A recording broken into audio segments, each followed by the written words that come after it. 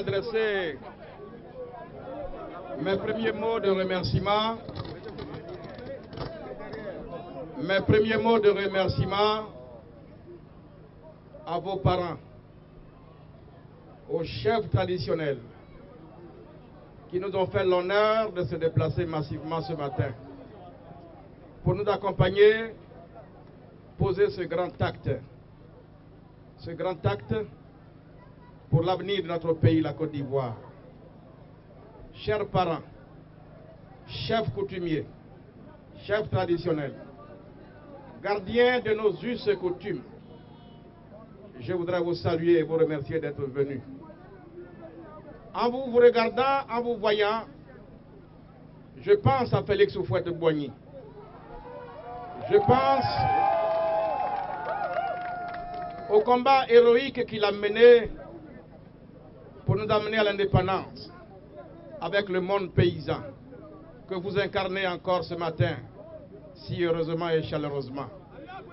Je voudrais vous saluer et vous demander de transmettre à tous vos pères, aux rois de Côte d'Ivoire, aux chefs cantons, aux chefs de tribus et aux chefs de village, sur l'ensemble du territoire, tous mes respects, et leur dire que je prends l'engagement devant vous ce matin de refaire en sorte que la Côte d'Ivoire du rêve de Félix Houphouët-Boigny renaisse dans ce pays.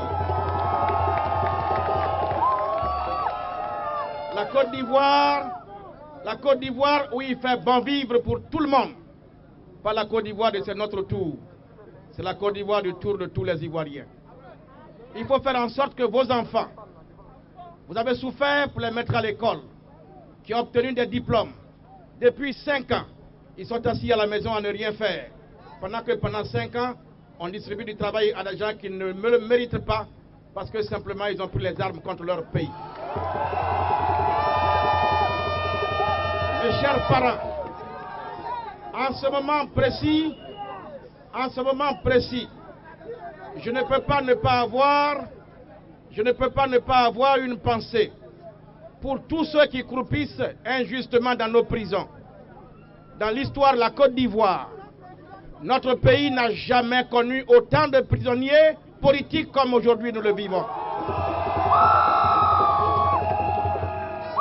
En tant que militant du PDCI-RDA, attaché aux vertus comme la paix, la réconciliation, le dialogue et la concorde nationale, je ne peux pas être muet devant la souffrance d'une partie des Ivoiriens.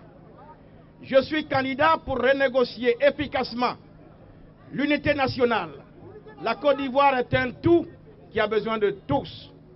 Parce que même quand nous aurons bâti les bitumes, les routes et les ponts, il faut bien que ce soit des Ivoiriens qui les empruntent. Tant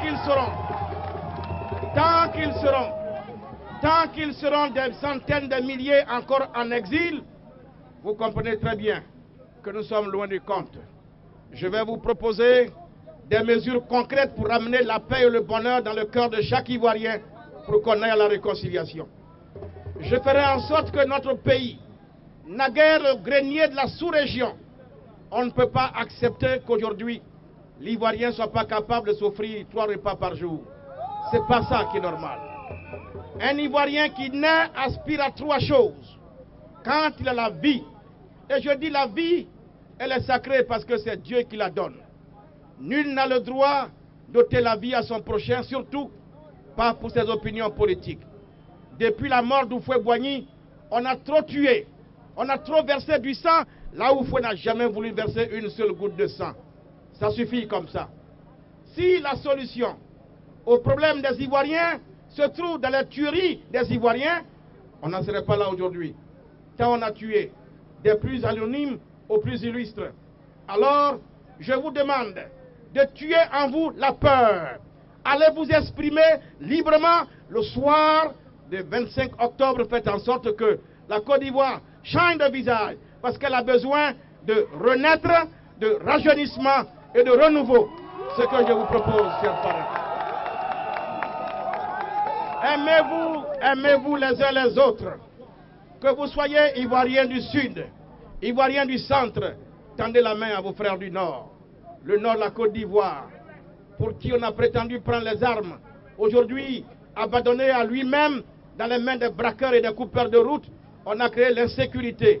Oh, cette pauvre demoiselle, je m'incline devant sa mémoire, qui partait simplement prendre son bus à 5 h du matin, elle était loin de penser qu'elle avait rendez-vous avec la mort. Voilà ce qu'est devenu notre pays. Un pays où il fait peur. On a peur de son homme parce que l'insécurité, c'est la denrée la plus partagée en Côte d'Ivoire. Alors, chers parents, la Côte d'Ivoire, je ne la reconnais plus. C'est pour la reconstruire, pour lui donner son vrai visage, avec sa vraie identité, que je suis candidat. Je vous remercie. Que Dieu nous bénisse. Donnez aux jeunes. Les femmes, ma joie est aussi grande de voir les femmes mobilisées ce matin, nous accompagner, poser cet acte. Ce que femme veut, Dieu veut. Et que dire devant cette masse de jeunes? J'ai espoir que demain sera bon. Alors je vous dis ensemble, le renouveau, le changement, c'est maintenant. C'est le moment, s'il vous plaît. Donc, Kakabé, c'est le moment. N'acceptez jamais qu'on vous dise autre chose que ça. Je vous remercie.